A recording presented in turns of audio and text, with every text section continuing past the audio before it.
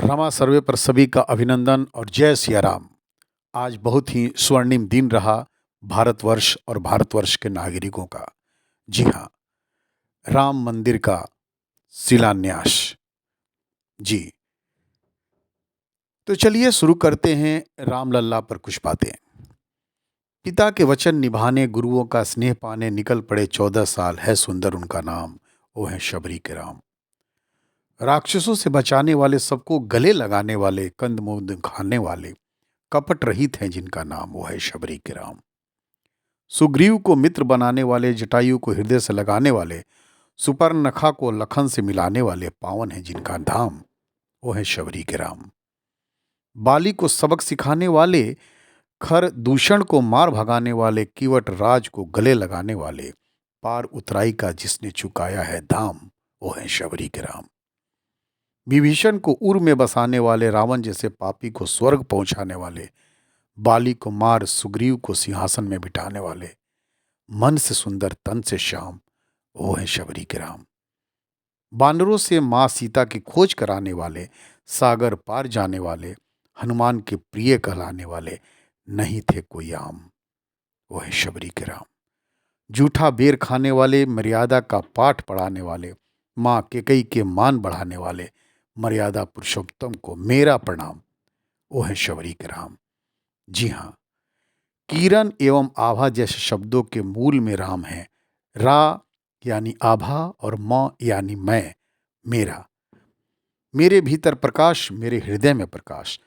निश्चय ही राम ईश्वर का नाम है, जो इस धरती पर 7560 ईसा पूर्व अर्थात 9500 वर्ष पूर्व अवतरित हुए थे। एक ऐसा भाव जिससे कोई भी व्यक्ति भारतीय मानस का अनुभव कर सकता है। आज जब लगभग 500 वर्षों बाद श्री राम जन्मभूमि मंदिर में प्राण प्रतिष्ठा हुई, तो यह जानना आवश्यक है कि राम क्या है। आतताइयों ने इस मंदिर को संपूर्ण विध्वंस किया और उसके ऊपर एक नई ढांचा बनवाई थी, क्योंकि उन्हें पता था कि इस मंदिर का विखंडन भारत की आत्मा का विखंडन है। राम त्याग की प्रतिमूर्ति है दोस्तों। पुत्र धर्म के पालन के लिए उन्होंने राज्य सिंहासन त्याग कर वनवास जाना स्वीकारा। ठीक ऐसे ही हमारे राष्ट्र में त्याग को हमेशा पूजा जाता है, चाहे वह साधारण वेशभूषा धारण किए हुए हो या परिवार त्याग करने वाले को राजनीतिक सामाजिक नेतृत्व देना हो। भारत में त्याग पूज्य है और राम त्याग की जीवन मूर्ति है। जिस दिन भारत का जनमानस यह समझ जाएगा कि राम भारत की आत्मा है, उस दिन जातिवाद, क्षेत्रवाद, भाषावाद आदि का अंत हो जाएगा। जिस प्रकार जन अनुरागी राम के लिए उनकी प्रजा की प्रसन्नता ही उसके शासन का मूल मंत्र था, उसी प्रकार जिस दिन भारत के राजनीतिक, प्रशासनिक और सामाजिक शासकों को यह गूढ़ मंत्र समझ आ जाएगा, उस दिन शासक और शासित के बीच का परस्पर संदेह समाप्त हो जाएगा। मित्रों, शासक स्वयं को केवल सेवा का एक माध्यम मानेगा और शासित का शासक के प्रति प्रेम बढ़ जाएगा, और वही होगा रामराज्य। त्याग के साथ साथ राम शक्ति के परिचायक हैं।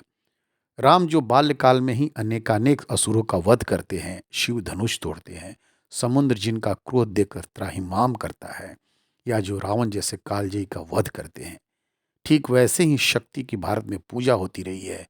चाहे वो आदि शक्ति दुर्गा हो, शिवाजी महाराज हो या महाराणा प्रताप हो। राजनीति में भी देखिए तो वही स्थिरता दे सकता है जिसने अपनी शक्ति का परिचय दिया हो। राम शक्ति की मर्यादा भी जानते हैं और अपनी शक्ति से दूसरे के अधिकार क्षेत्र का अतिक्रमण नहीं करते। इसीलिए राम मर्यादा पुरुषोत्तम कहे जाते हैं। यही भारतीय मानस में भी है। यहाँ जब जब शासक ने अपनी शक्ति से दूसरों के अधिकारों का हनन किया, तब तब उसे शासक ने हटा दिया गया। राम के लिए अयोध्या से लेकर छत्तीसगढ़ और महाराष्ट्र की सुदूर दक्षिण में रामेश्वरम तक सब अपने ही थे। राम के लिए आज उत्तर प्रदेश का अयोध्या, नासिक की पंचवटी, आंध्र प्रदेश का भद्रचालम, कर्नाटक की किनिष्कधा, केरल की शबरी के वेर, तमिलनाडु का रामेश्वरम सब प्रिय थे, और कहीं भी उन्हें भाषा या संस्कृति का अवरोध नहीं हुआ। यह सब राम के लिए एक ही थे।